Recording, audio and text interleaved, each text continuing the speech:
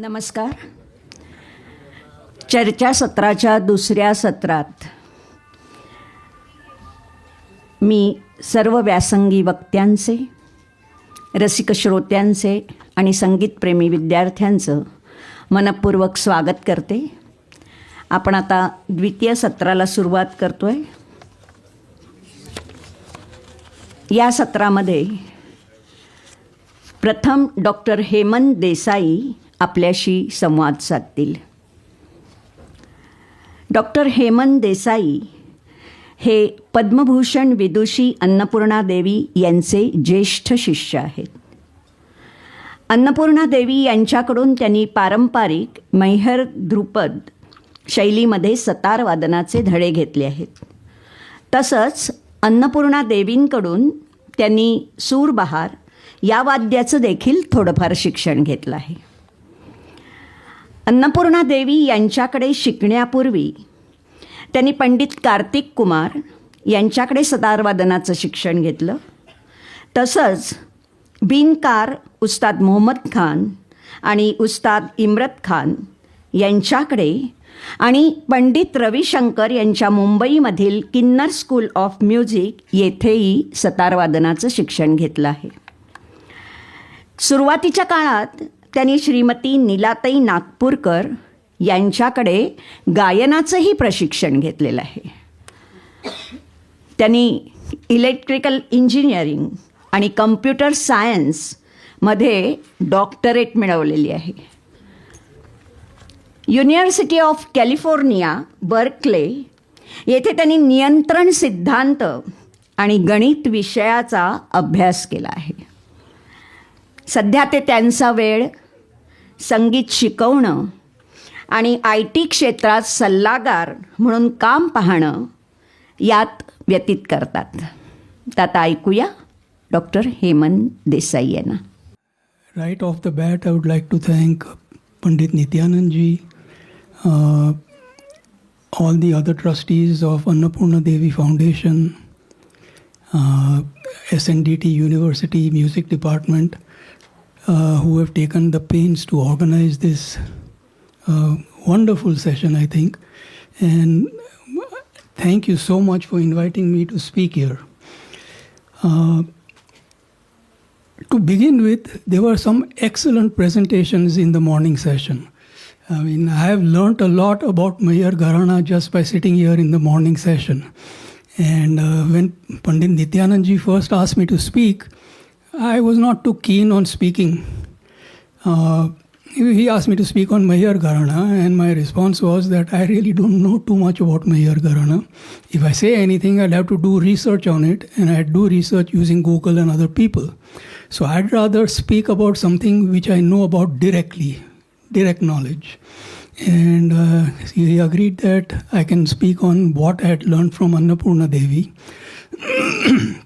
So today I will speak on Annapurna Ji, her approach to music, her way of teaching, and what I think distinguishes her style from other styles of music. So with your permission, I'll start that.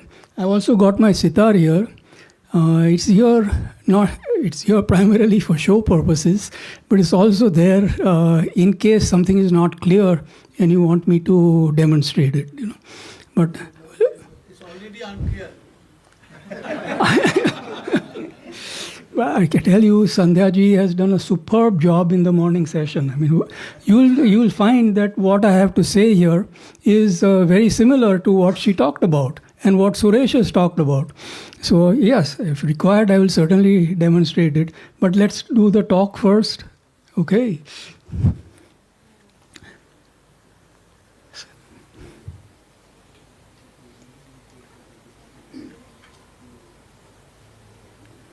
So this I already told you about. We'll be talking about this. So this is the most important aspect of Annapurna Ji.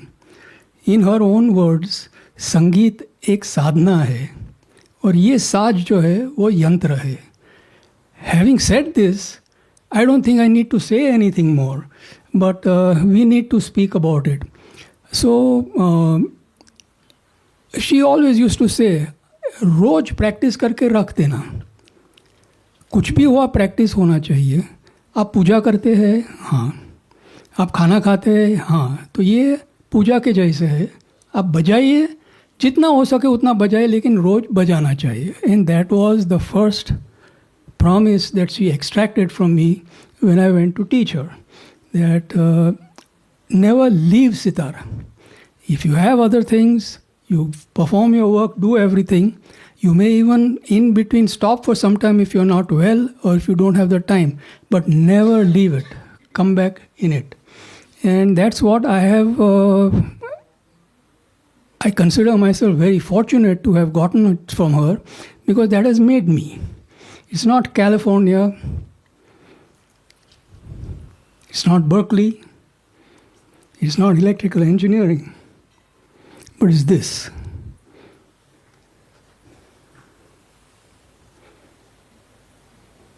So each raga is divine. It's like how you do puja of Shiva or Krishna Bhagavan or Ram. Each raga itself is divine. It has a particular form, and you, after years and years and years of practice, you begin to see the form. But the form is not some visual form which you see. It's the form of the rag. It's the sound form of the rag that you begin to slowly understand. You know, it's not a picture, or it's not some multicolored aspect or some shining things that you see. But slowly you begin to see what is the form of this raga. It becomes you. And that's why it's enough to learn just one rag in your lifetime is more than enough. But we have to know more, because these are the different forms of the divinity. And therefore, there are no shortcuts in this. You can't imagine not doing a complete puja. There is a form to this rag. You can't imagine if God created you without a hand or without a finger. Would you like that? No. So same way in this. You do what you have to do and do it right. So, most important now, having said this, is that this is your attitude that should pervade everything that you do with your music. Whether you're practicing on your own, whether you're practicing in front of someone, whether you're performing in public, whether you're speaking about it, but this is the basic attitude which must be there at all times. Your seriousness of purpose and your devotion is most important. That is what counts in this entire field, and that is also which may make you into a great musician. So, when I started, she told me, आप बजाइए, लेकिन कब होगा वो कोई नहीं बता सकता है. आपकी तकदीर के ऊपर है. आप कैसे बजाएंगे और कब वो आएगा वो कोई नहीं बता सकता है आपको. आप सिर्फ बजाने रहिए. So what does all this mean? Does this mean that you only have to sit at home and do sadhana, you only have to practice? No. You please. She has never told you not to perform. She has never told me not to perform. In fact, she organized my first performance with in Acharya Alauddin Khan Music Circle. But whenever you play and whatever you play, this is the background which is there in your mind when you play. So that's what it means. Unfortunately, that's not the case nowadays at all times. Taiyari is most important. Without taiyari, you can't even do anything. Without taiyari in my voice, I can't even speak here. But taiyari is one aspect of it, and that is the part of the total form of the music. Next. Both Sandhya ji and Mr. Banerjee has touched upon it in the morning, that each instrument is different. Each instrument has a different baj. Vocal baj is different, sarod baj is different, sitar baj is different, violin is different. So, just like human beings are different. But so each instrument has its own baj, and you try to bring out the raga using the strengths and capabilities of that instrument. So when she taught, she would teach in this way. So it's not like just a cheese is given to you, and then no matter which instrument you are playing, you repeat the चीज़, और गा के बता दिया काम ख़त्म हो गया, बजा के बता दिया काम ख़त्म हो गया, ऐसा नहीं है. Each instrument has to be learnt in detail by to use that instrument, and that takes years and years and years of doing. Next. So now we come to what is it that, now we are only going to talk about sitar. We are not going to talk about anything else. So what is it that distinguishes the Maihar sitar? I mean, there are many other styles of sitar playing, and we are going to talk about within Maihar what is Annapurna ji's way of teaching of sitar. And so first thing we have to talk about is the physical characteristics of that instrument. And the most important in there is how many strings does it have, how do you tune the strings, and the importance of the Jod string, that is important. So is this clear? Otherwise I'll have to go through it in detail. 13 strings below in the Maihar sitar. These are the 7 strings. Madhyam, Jod, Pancham, Kharaj Sa, Steel Pancham, Small Chikari, Big Chikari. So main string is tuned to Madhyam, Mandra Saptak Madhyam, Sa is the Mandra Saptak Sa, Ati Mandra Pancham, Ati Mandra Kharaj, Mandra Pancham, Sa, and Chikari. So, of course, this tuning we have done for Kalyan Thaat, and it'll change. It can change depending on the rag. For example, if you're playing Madhyam Pradhan rag like Manj Khamaj, which is a famous Madhyam Pradhan rag, it's not. It's a Madhyam Pradhan rag, although it's Khamaj. Or you may be playing Malkos, or you may be playing Bageshri. Then the tuning will change. Instead of there is no pancham there, the pancham will change to madhyam. So we'll do it with this. And even the taraf strings will change depending on the rag that is being played. Now we come to the most important point about Maihar sitar, and that is the Jod. The Jod string is the one that gives you the basic sur, that is the Sa. Fortunately, in sitar we have the Jod strings. In sarod you don't have a Jod string. So you can play sitar without a tanpura also, and it still sounds bharela and it still sounds good. But other instruments which don't have a Jod string, you can't do that. So because the Jod is there, you have to know how to use that Jod also. And you have to incorporate it in your strokes also.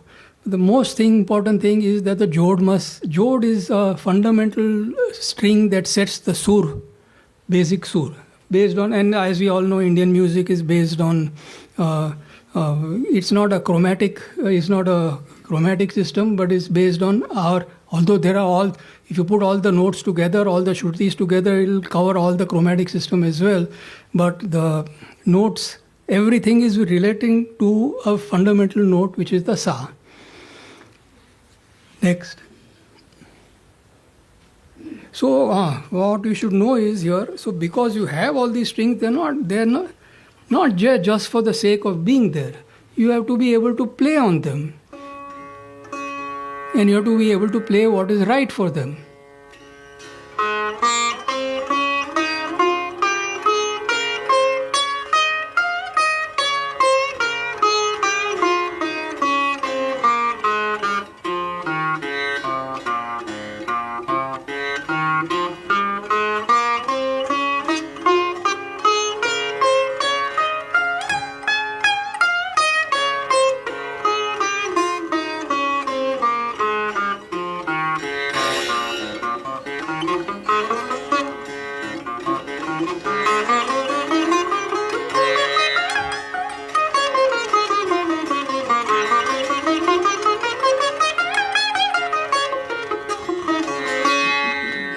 Again, my tayari is not all that much just now, but you have to be able to play on all of them. And the Kharaj and Pancham are there for primarily for Alap purposes and Jala purposes.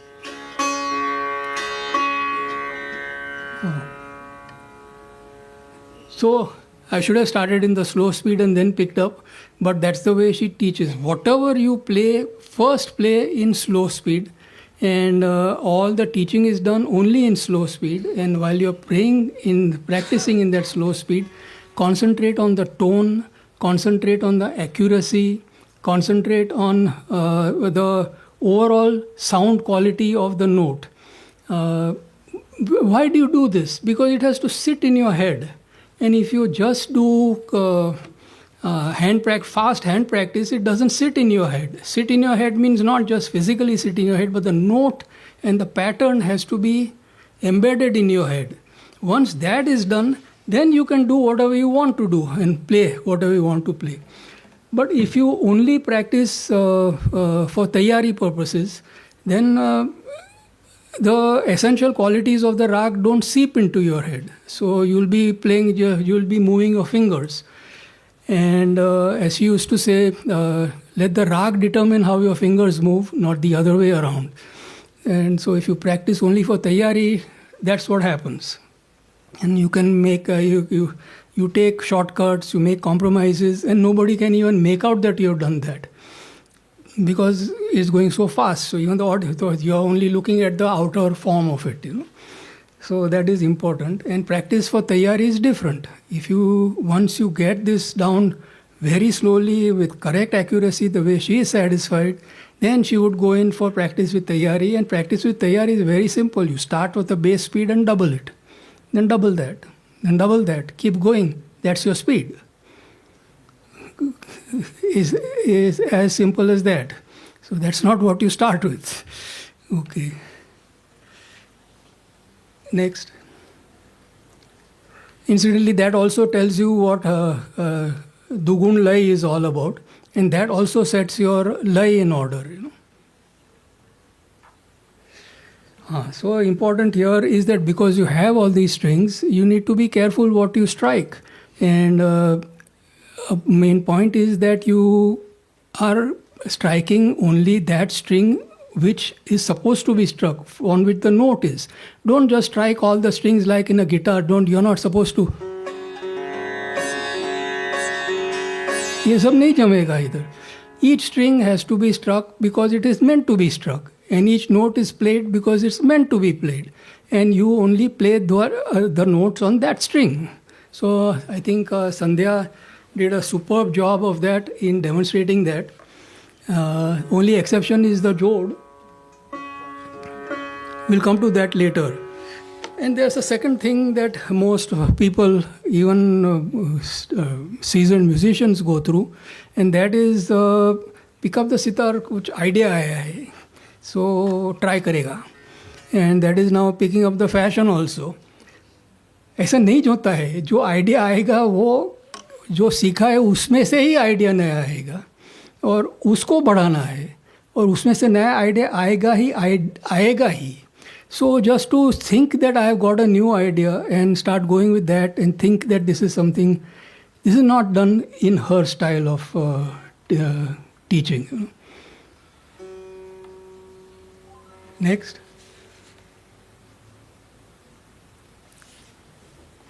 Incidentally, this idea thing is very big nowadays, not just in music, it's there in everything. I mean, in the movies, so all creative work means you have to have ideas. Because if you don't have ideas, you're not an artist, you're not in creative work. But this is not just creative work, it's spiritually creative work, So if God has an idea to make another human being, I mean, he won't just say, चलो एक idea आ गया, उसको एक आँख के बिना हम human being बना देंगे, ऐसा तो नहीं होता है. So, sorry to say something, some people may consider it blasphemous, but that's what it is. Okay, so now we have gone through this part of it. Now what are the basic hand positions? The hands must be rounded like this. Don't spread out your hands. Don't let your hands go out like this. no matter what speed you're playing with, if you have to play kirtans, your hands will spread out, but then the approach would be always to bring them back into a rounded position. And not only your hands and fingers have to be rounded, but your entire arm should be rounded. There's no point things sticking out.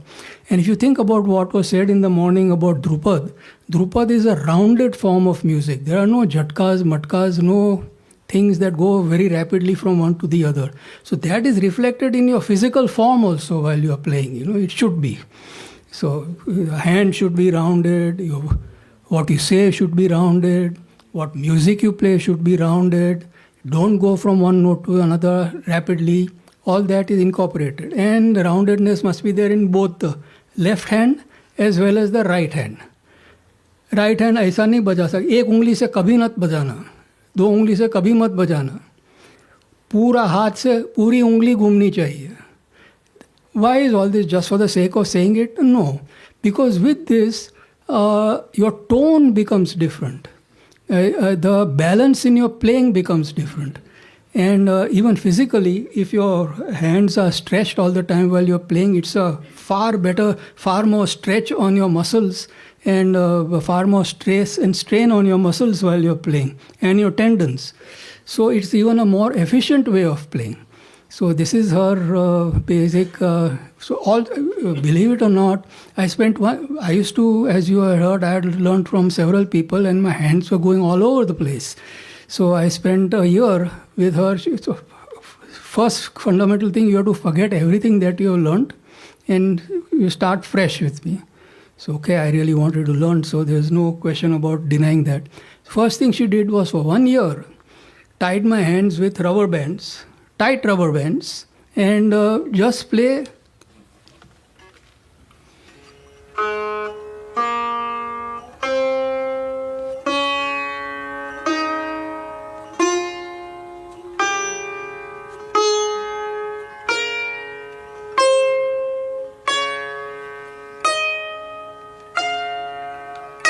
At this speed, with rubber bands tied tightly, no faster. Not just for the to go, but also all the muchanas and all the hand practices. So, if you do it this way, then all your past habits do go away. They vanish. And you are reprogrammed to play in her style. Let us, in today's technology world, that sense will make more sense, So, that is her. If you have come from another gharana, or if you learn from many other people, then you first forget everything else, because otherwise it's not possible for you. It's not possible for you to play what she tells you to play. And I think some people here who are playing sitar will vouch for that. If he's still there, I don't know. I have had students who came to me to learn sitar, and he was not used to thinking in these terms. His hand was great. He had some surs in his command also. He had a great speed. He had practiced only for tayari. But when I told him to play these Alap phrases of Annapurna Devi, he just couldn't do it. Because he told me then that the way my mind is used to thinking is I am not used to thinking of the music in this way. I am not used to thinking in these terms. So then we gave up in frustration, because I didn't put him through this routine. If I had put him through this routine for 1 to 1.5 years, he would have forgotten everything else and come in this way. But that's why Annapurna ji insists on doing it this way. Next we come to the strokes. A lot of times you find that the strokes are haphazard, da, da, da, da, aisa nahi, da, da, da, da. Both da and ra are equal strokes. Then da is with main string and jod. Jod has to sound.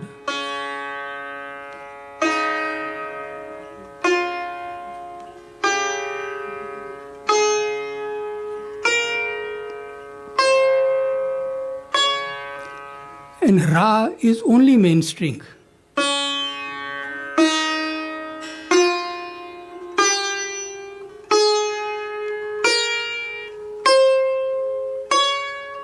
So dara will be da with main string and ra only, da with both strings and ra only main string.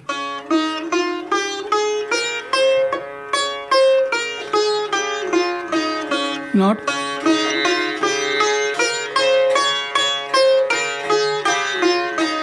Not this. All the strings are striking. No. Da. The Jod should sound only on the Da stroke.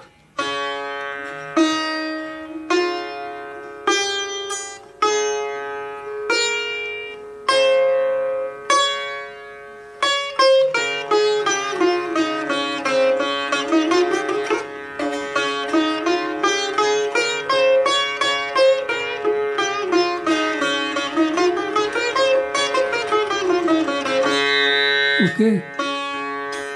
No matter what speed you play at, Ra only on the main string. And I think Sarod people would be quite familiar with that. They have to play only on one string and they have to strike only that string.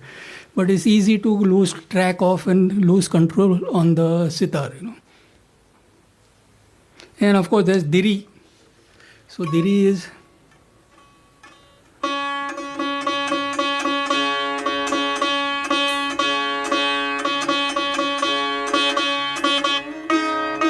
This is Diri.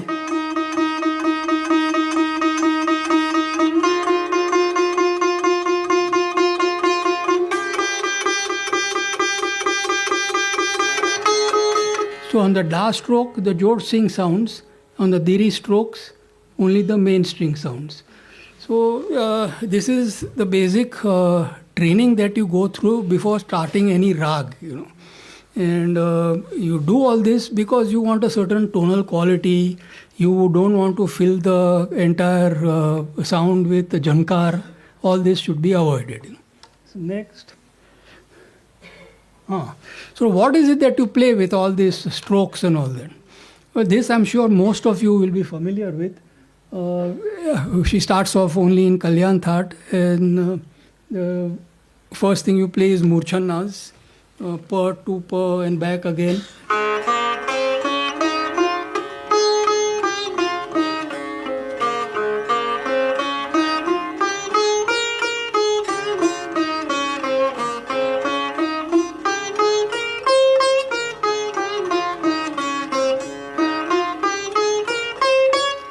Like that, and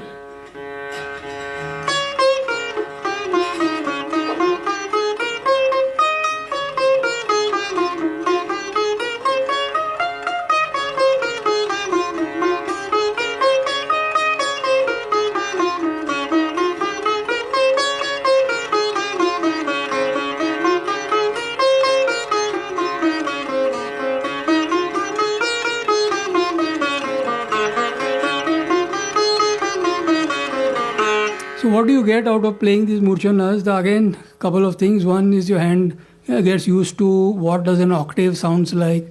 8, what does you play it with tal, so you know what does 8 bowls sound like, and all that forms an impression in your mind about so that you can use it while you're actually playing the music, you know. And there are 3 different murchanas. One is this one.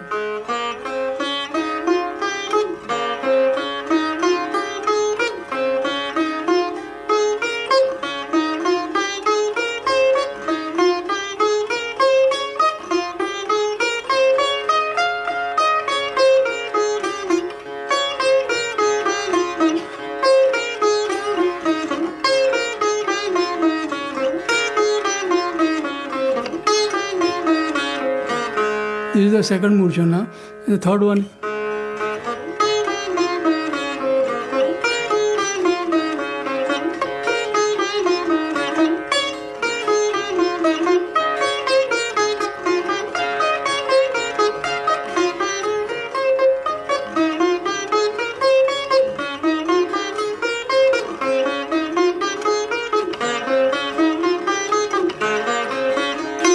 Yeah.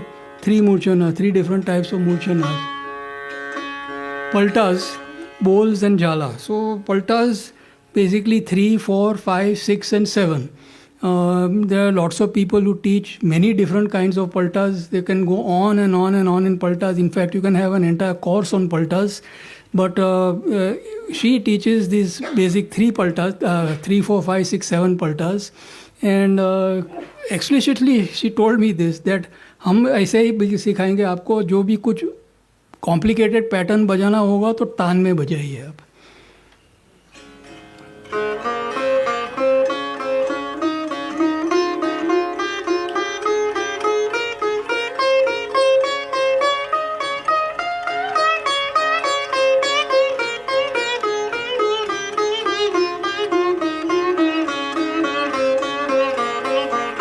Everyone, do you want me to go through all these? If you, okay, then four everyone will know, 5, 6 and 7.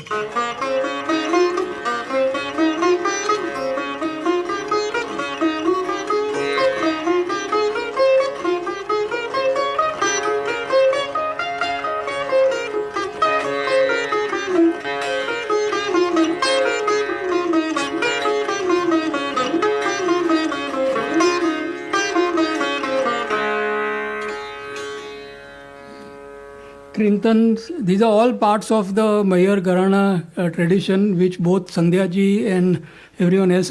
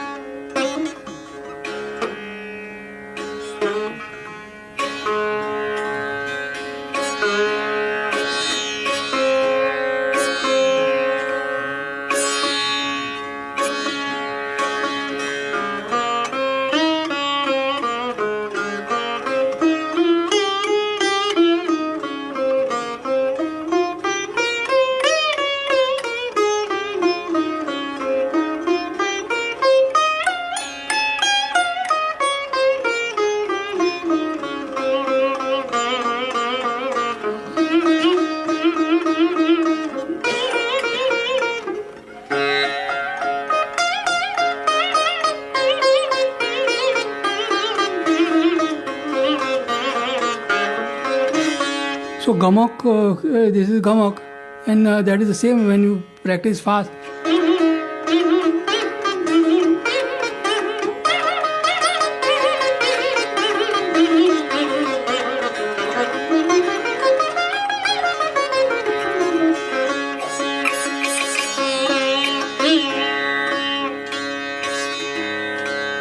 So you finish this. And practice of taiyar is precisely this. Whatever you play at the base speed, then double the speed. But every time you double, it must be clear and must sound good. Not you can't gloss over it. Like I don't even know how to play that, but many people, if you hear, they play at such resound, at such a fast speed, but you can't hear the individual notes at all. You know, it's just the hand is moving. It's like a sitar gym instead of a sitar program. You know.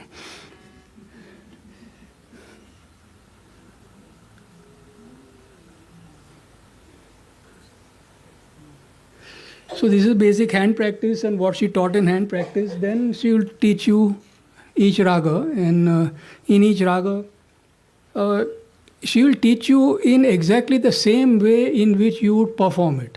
So everything is in the sequence. It's not that एक चीज़ दे दिया फिर थोड़ी देर के बाद आया फिर दूसरा चीज़ दे दिया, ऐसा नहीं. If you sit and play a rag in performance, then what is the sequence in which you will play? Each alap is taught in detail. Each jod phrase is taught in detail. And you have to play it to her complete satisfaction until it sits in your head and you know it, you have internalized it. It's not like you are sitting and imitating someone. A lot of people, when they teach, and particularly if you learn from YouTube, lots of people learn from YouTube, is that you see someone playing, you see the hand movement and you pick that up. But inside of that, what is going on, you will never be able to get because you have not done it yourself.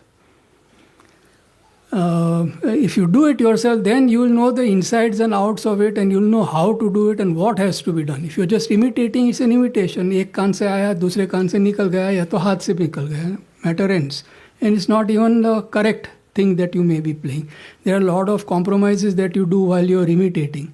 And because it's easy to do on a sitar, because the sitar has got frets, the sitar has got, as opposed to sarod doesn't have frets, violin doesn't have frets. So it's not that you have to have at least some basic idea of sur before you start imitating something on sarod or violin. But on sitar, you don't even have to know that. You just look at what the hand is going and you play it. And you think you're doing it and you think you're doing it well, but really you can't do anything else. And what you're doing is also not right. Now, each alap she used to teach.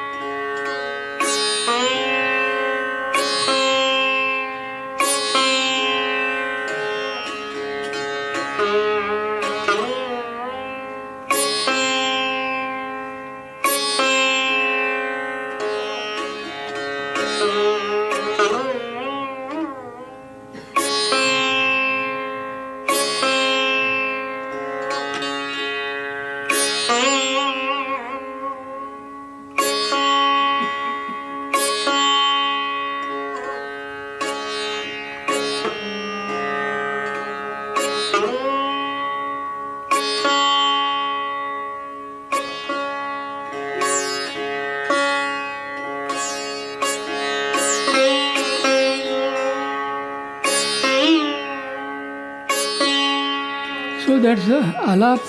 Each note has to, of the rag, which are the notes where you wait, which are the notes which you show.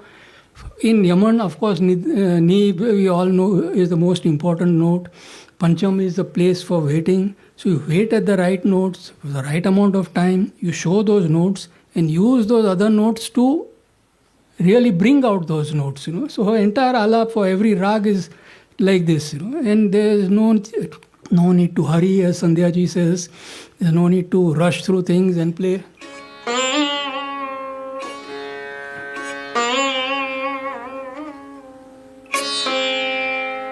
These are the differences.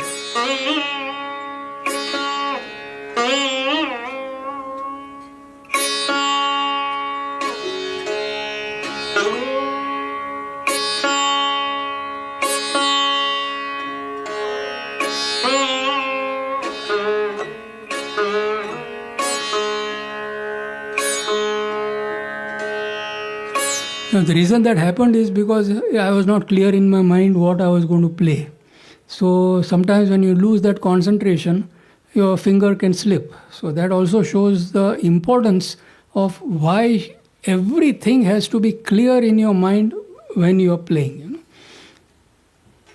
Okay, slips happen, mistakes happen, but they happen because your mind is not on it at all times. So important point about Maihar Gharana is, at least the way she taught me, is that each alap you start with sa, each alap. Don't start in between, because that's the basic sur of and when you wind up an alap. Don't keep on going off to infinity. Finish an alap, do an alap, show what alap you're doing, and wind it. Wind it up, and when you wind it up, it's called the mora.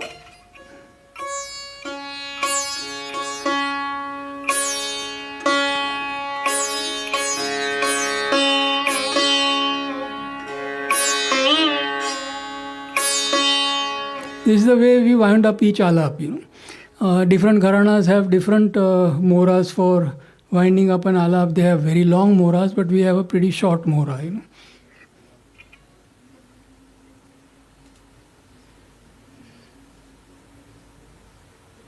So I think we have been through all of this.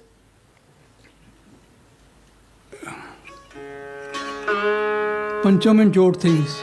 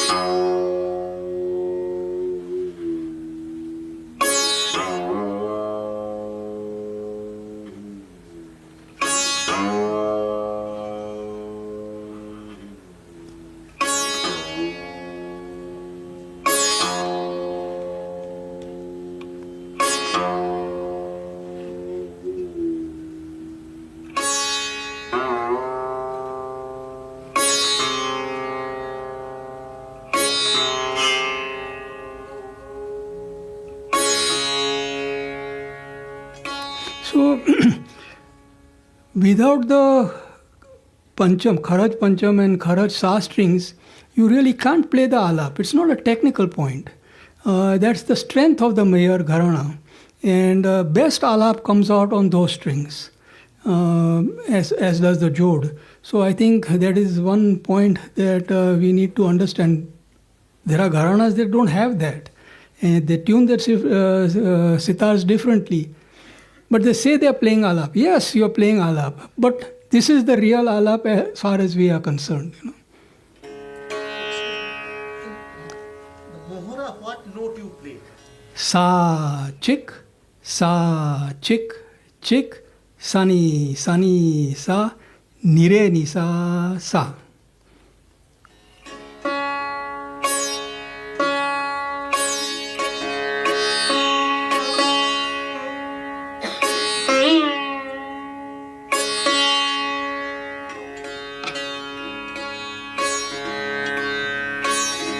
So each alap has to be resolved. It has to come to its end. Then you start the next alap. You can't just keep going from one alap to another. And please start with sa. I mean, a lot of people, they will start, say, you're playing Yaman. First, they start with Chikari, which is totally not the done thing.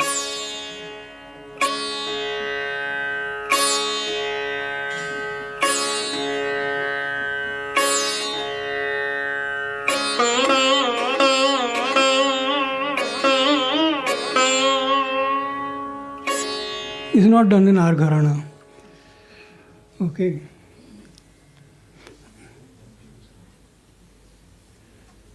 So after the Jod is, okay, let's go back the previous slide, please.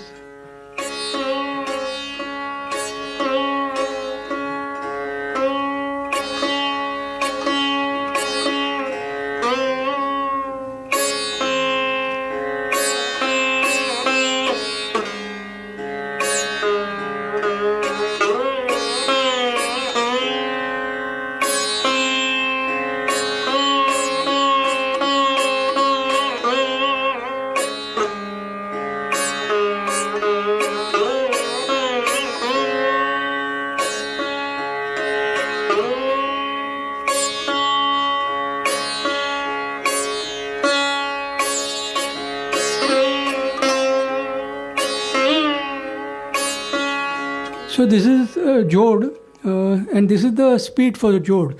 1, and this is the life of the Jod also. 1, 2, 1, 2. This is the basic life of the Jod. Then you can play fast.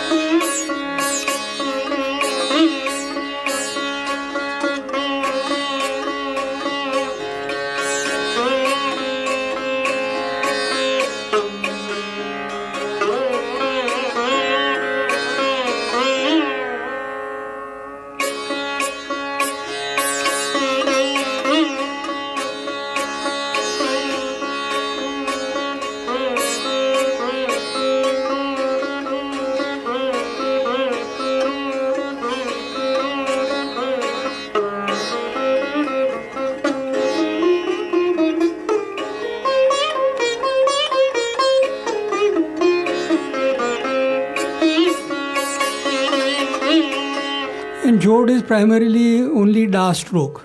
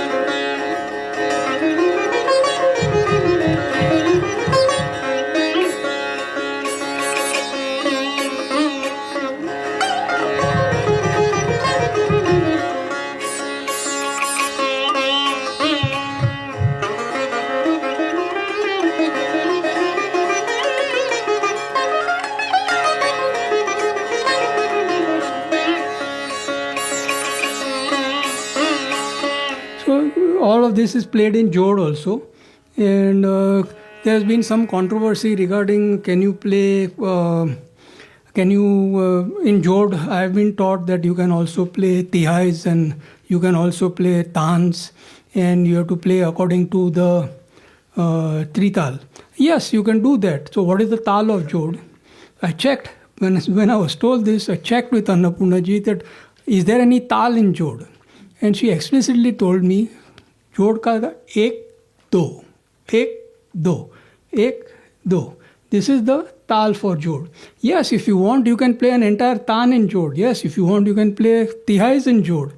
And if you want to come on some in tihai in Jod, then you just have to come on the one. But up to now, I have not heard either Pandit Ravi Shankar ji or Ali Akbar Khan Sahab or any of the big stalwarts of Maihar Gharana playing Jod with, say, trital or ektal, but without the tabla. I have never heard that. He has taught us. He has taught us with Pakhwat. Generally, in Jod portion, it is being played with chautal. The Jod style. Okay, so that must be Alauddin Khan Sahab style. Yeah, that is the style. I mean, actually, Roviji also played. Several recordings are available. Oh, okay. Of course, in Chautal. And what happens when there was no chikari in Sitar, like in Jaipur style? What happened? How would have they played the Jod and all these things? I have no idea. There's no chikari. Yeah. You have to hear Barkatullah Khan's record. Okay. It's probably available in YouTube. It's fine. Okay. Yeah, great. Because Okay. Chikari was introduced only in the 19th century. I see. Okay. Yeah. But we are talking about today's music, no? Yeah, so that's why, I mean, that's also an important aspect again for to discuss. Okay. But Alauddin Khan Sahab has himself played Jod in various tals. I mean, he taught him. We never heard him. But, But recording, some recordings or something. We learned in that way. This is the way we've been taught. And after hearing this, I checked with her again, and she again told me ek do, ek do. वो तो है, लेकिन जो जोड़ बजते हैं पखवाज के साथ वो चौताल में होता है. वो हाँ, गड़ ना सितार पखवाज के साथ बजाते थे. अच्छा. रवि जी का बहुत सारे हैं. कुंडी कल्याण का एक है.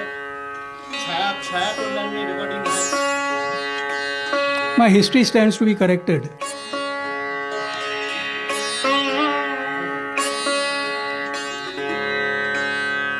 बोल.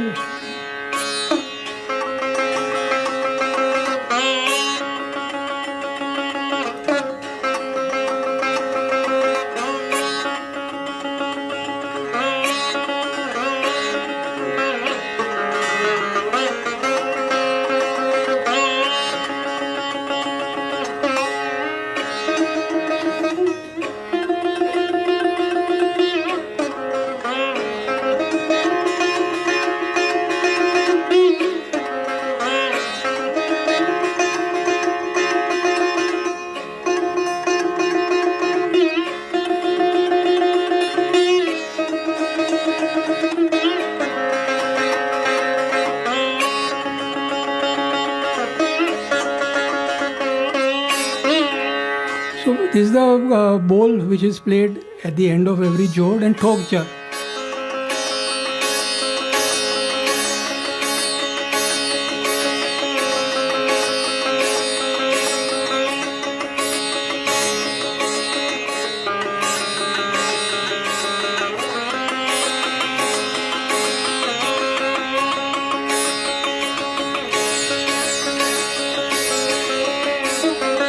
Mora is played in Thok Jala also.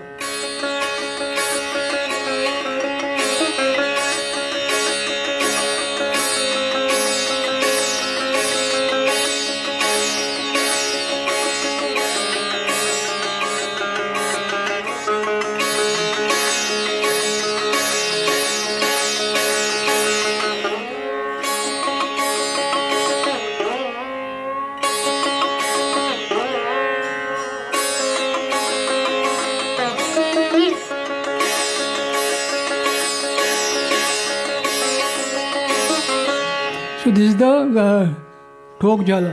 So I think we've covered most of it, you know. Let's go fast now. This is it. So then, of course, each you play Vistar. When you start off with the Gat usually starts with a Vistar. In the Gat itself, you play. It's like an Alap, but you play with Tal and you wind up with proper Tihais, like how you do it in Khayals. You wind up with proper Tihais and then pick up the Mukrar of the Gat. You know?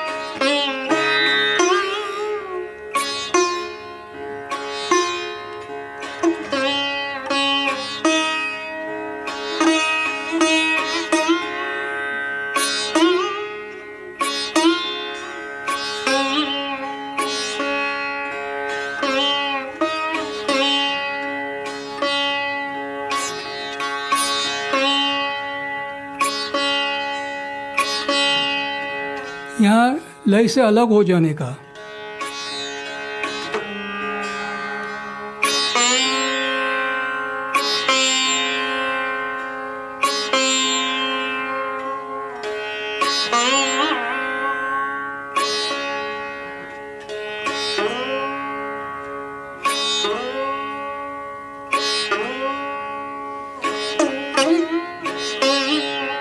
ऐसा. So pick up. You play the Gat, various, and each note again you elaborate on it with a Vistar, you know. After that, of course, there are chants. Chants are important here, and she used to teach chants 3, 1, 2, 3, 1, 2, 3, 1, 2, 3, 1, 2, 3. So in the three, if you are playing in Trital, per matra you get in 3 notes, you know. And Saat ka chand also is there, 7 notes chand. 1 2 3 4 1 2 3 1 2 3 4 1 2 3 1 2 3 4 1 2 3 or 1 2 3 1 2 3 4 1 2 3 1 2 3 4 1 2. So all of those you can have tans based on that, you can have todas based on that. So all of those are elaborated on during the performance. As Sandhya ji pointed out, there is a lot of the compositions are quite complex.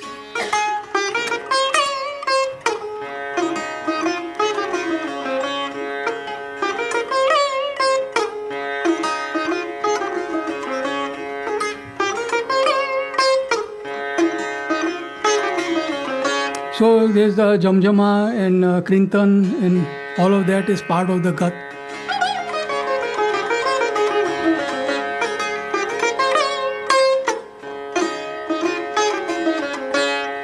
Okay. And the entire performance should be full of meaning, should be full. It should not sound one-dimensional. The whole point is that one way of practicing is that you only pick up a tan and just keep going on and on in that tan. Or you pick up, you get tayari only in certain tans. Certain tans you play, then you make tihais based on those tans, you make other things, break up the tan, do that. That is one way of playing. And with that you can get immense speed. But in the tan, if you have to incorporate jamjama, if you have to incorporate meend, if you have to incorporate some bowls, then the whole picture changes. You can't get that kind of speed in the tan, And that is what she wanted, that everything you play should be rich. It should not be one-dimensional. Okay. Her way of teaching, Sandhya ji has already spoken about, so I won't speak much on that. So she used to teach by singing and by telling you how to da da diri da da da da da da diri diri da da da da diri da da da. So you're supposed to be, all the bowls are taught, all the notes are there in the while she says only, and you pick up that and play that. Importance of this is that you don't imitate anything. You have to know all the intricacies, you have to understand the intricacies and pick it up and play it. That's the only way that you will be able to really internalize the music. Okay. Okay. So the important point here is that makes you produce the music yourself. You have to produce the music. By listening to her, by hearing her singing, by knowing what she means, you have to internalize it and play it. That's the way, so that's the approach by which you build up your own style instead of just an imitation style. हो गया? और है तो जरा फटाफट कर देना. Let them just read, and if something. Oh, there are some important points here. There are some important points here which I would like to talk about. Just 2 minutes. 2 points I think we need to talk about. One is chikari, use of chikari, and the other one is andolan and use of andolan. So chikari, you don't start a phrase with a chikari. You end a phrase with a chikari, or you give a chikari as a filler in between. But if you start the phrase with a chikari, then the sound gets lost in the chikari itself,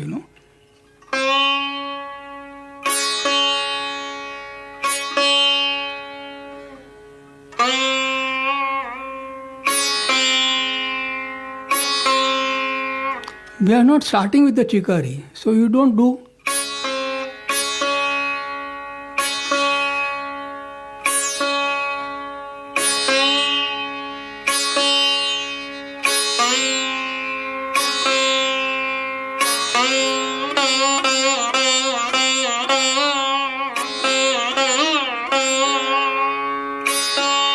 In our gharana, this doesn't make any sense, playing in this way. Start a phrase precisely, properly, without chikari, strike the string first, and then use the chikari as a filler. Second important thing is that we need to talk about andolans.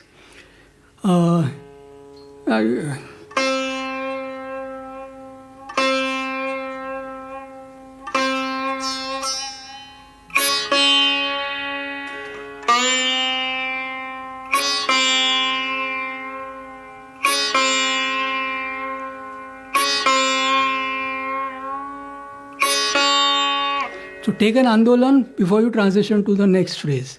But the way you transition is you come back, first you must touch the note. This note must be heard clearly. No andolan. No andolan. Now andolan.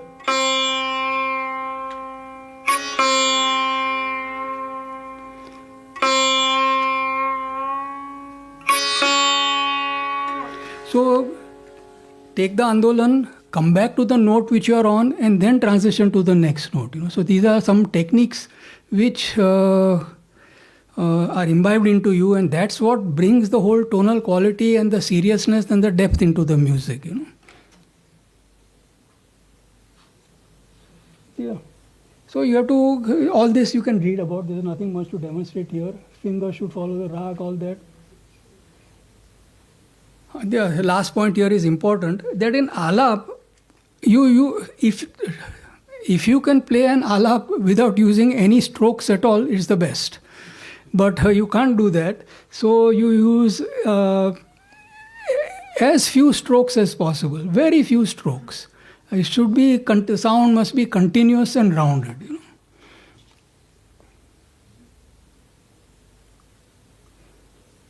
This I'm sure Nityanand ji will vouch for, and everyone else who's learned from her, that when you start playing, the first phrase that you play, you have to capture the attention. It should say something. It should not just be a combination of notes. And it should be true to the rag. I mean, you should be able to make out that, ये तो Yemen बजा रहा है, ये तो भागेश्वरी बजा रहा है, ये तो मियाँ मल्हार बजा रहा है. You should be able to you should use that combination of notes and properly, so that it brings out the characteristic of the rag. Then you do a detailed elaboration of every note.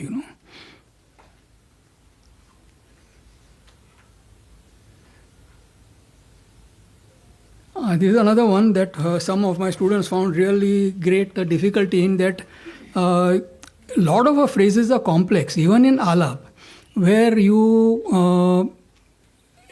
one phrase is embedded into another phrase.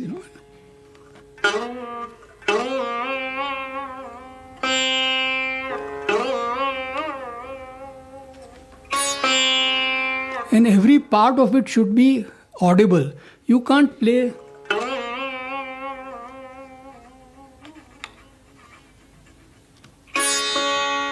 No.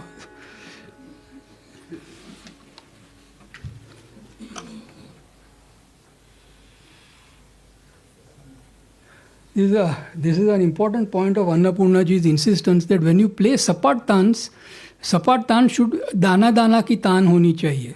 I mean, it should not be हाथ घिस के लिया और right hand एकदम जोर speed से बहुत fast बजा लिया और हाथ लेफ्ट हैंड घिस गया और तान निकल गया. सिर्फ तबले के ऊपर ध्यान रखने का और राइट हैंड के ऊपर ध्यान रखने का, ऐसा नहीं जमता है. Jala, I think this is the last point I'll just demonstrate. Her Jala and Sandhya brought this out very clearly.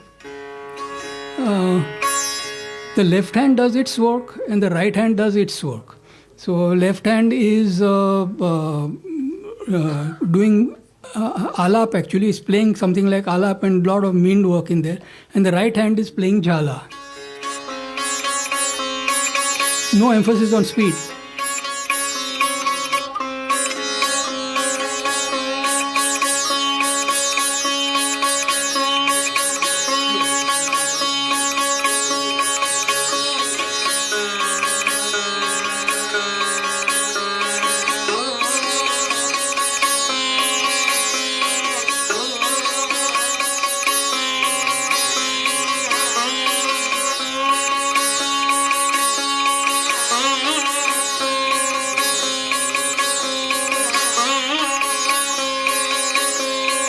Sometimes you might have to play 8 strokes because the left hand is doing its work. It's not like...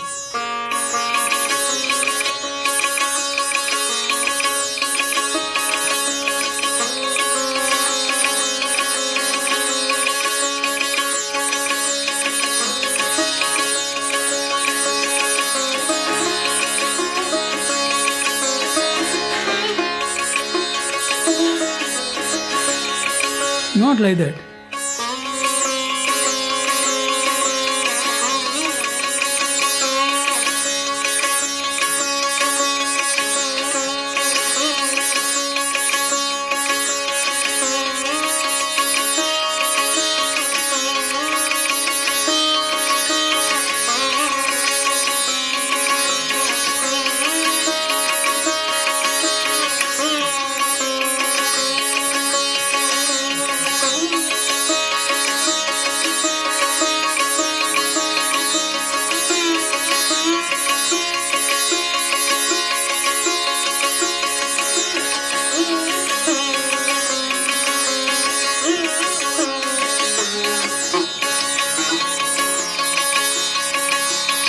I think you understood the speed is not for, the emphasis is not on speed, but playing all the notes in a rounded way so that you're playing meend with the left hand and jala with the right hand, and sometimes each meend can take several notes. So you should not rush over those notes. I think some people will tell you how difficult it is to do that, because I think most of the points are covered. Covered. Let's go now. Let's finish. All the points are covered. So emphasis should be on sur and bhav. Emphasis should be on a total rendition of the rag. Emphasis should be on bringing out the entire quality of the rag, an entire form of the rag. And it should not be a one-dimensional performance where you are performing under very ferocious speeds and very fast tabla, and very loud sound. I mean, I'm sure many people have learned to play with, nowadays a lot of people play with one tabla, two tablas, one tabla, one pakhavaj, sawal jawab. All that is great for entertainment purposes. But from her point of view, what is required is this,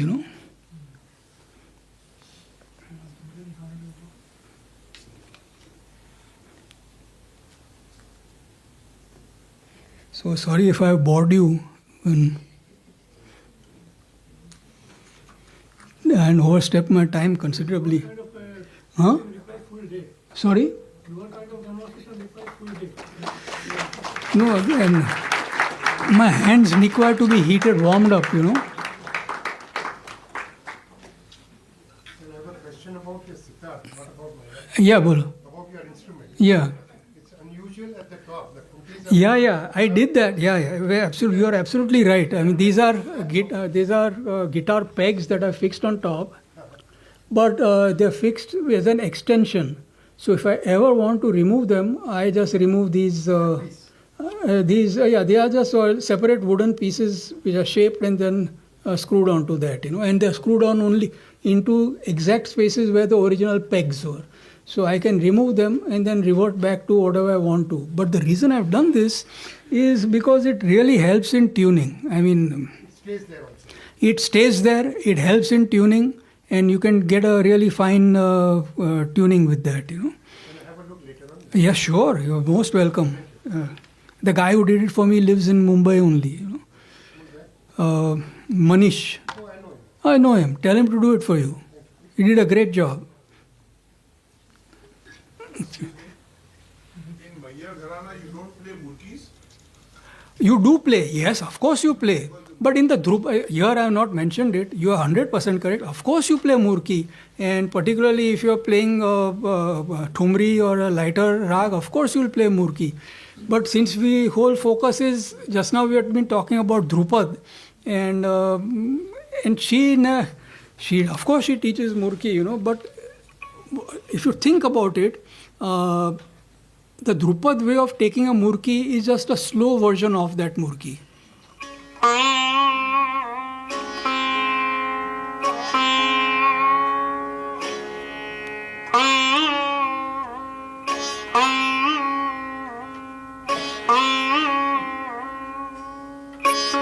This is the Dhrupad version of it, and this is the Murki version of it.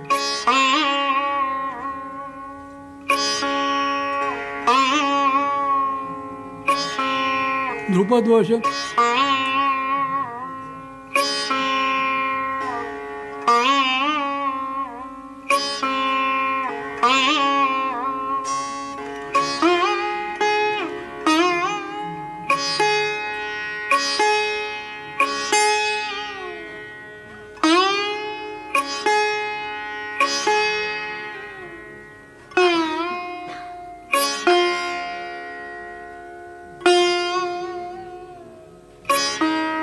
All this vanishes in Murki. This is not a Murki.